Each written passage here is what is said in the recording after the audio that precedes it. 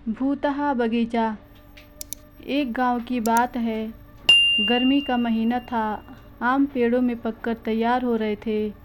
जैसे ही थोड़ी तेज हवा चलती तो पके हुए आम पेड़ों से गिर जाते। पेड़ के पके मीठे आमों को खाने का मज़ा ही कुछ और है। इस स्वाद को केवल वही जानते हैं जिन्होंने पेड़ के पके आम को खाया है। जैसे ही हवा चलती, गांव के बच्चे नवयुवक बगीचे में दौड़ जाते। गांव और बगीचे के बीच हनुमान जी का बड़ा सा मंदिर था। वहां विधिवत रूप से पूजा होती थी। आसपास के क्षेत्र में इस मंदिर की बहुत मान्यता थी। आमतौर पर गांव में रहने वाले सभी निवासी एक दूसरे के रिश्तेदार ही थे। इस गांव के सभी निवासी एक ही परिवार के वंशज थे। आम के बगीचे में लोग झुंड में ही जाते थे। अकेले जाने की लोग हिम्मत नहीं करते थे। इसके मुख्यतः दो कारण थे। एक तो आम का बगीचा बहुत बड़ा था। उस बगीचे में करीब आम के 200 पेड़ थे।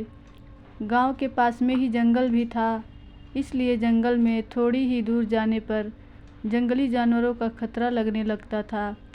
दूसरा, बहुत से लोगों को वहाँ डरावने एहसास हुए थे। गांव के लोगों का मान्यता था कि आम का बगीचा भूतहा है। बुजुर्गों का मानना था कि बगीचे में चुड़ैल रहती है, परंतु आम के लालच में लोग फिर भी जाते थे। कुछ तो इन बातों को अफवाह भी मानते थे। एक बार की बात है, रात के लगभग 1 बज रहे थे। पूरे गांव में सन्नाटा था। लगभग पूरा गांव सो रहा था। गर्मियों के समय में प्रायः सभी लोग आंगन में ही खटिया लगाकर सोया करते थे। अचानक से मौसम में बदलाव हुआ। हवाएं जोर से चलने लगी। कुछ लोगों की नींद खुली। उनका ध्यान आम पर गया। बालक बालिकाओं को रात के समय घर से बाहर जाने की अनुमति नहीं थी, परंतु युवाओं पर ऐसी कोई रोक नहीं थी। जैसे ही आंधी चली, जगे हुए युवक युवतियां भूतहा बगीचा की ओर दौड़ पड़े। जब भीम वहां पहुंचा तो देखता है कि उसके चचेरे भाई बहन वहां पहले से आम चुन रहे हैं। यह देख वह बगीचे में थोड़ा आगे जाकर आम चुनने लगा। तभी उसकी एक चचेरी बहन भी उसके पास आकर आम चुनने लगी।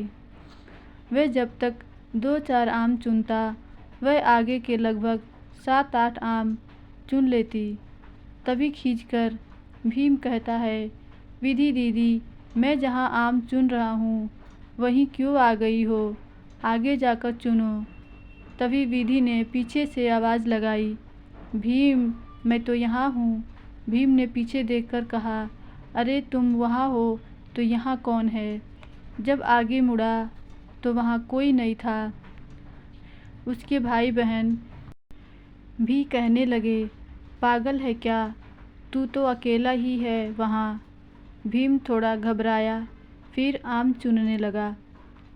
ये लोग आम चुन ही रहे थे कि अचानक एक लड़का चिल्लाने लगा, भागो, यहाँ कोई और भी है। वह देखा सामने से आ रही है। सबने नज़र उठाकर देखा तो एक महिला की बड़ी सी परछाई इनकी तरफ चली आ रही थी। साहसी भीम ने जब उस परछाई की ओर टॉर्च से रोशनी दिखाई तो सब के होश उड़ गए। वह परछाई नहीं, एक विशालकाय चुड़ैल थी, जिसके चेहरे पर आँख नाक के जगह मांस के लोथड़े थे। यह देख सारे युवक युवतियाँ भाग खड़े हुए। सब दौड़कर भागने लगे। पीछे से चुड़ैल भी उन्हें दौड़ा रही थी। जैसे ही सबने मंदिर पार किया तो चुड़ैल वापस बगीचे में चली गई। तब जाकर उनकी जान में जान आई। आज तो मौत के मुँह से ही निकल कर आ रहे थे। आम के लालच में सबको जोखिम में डाल दिया था।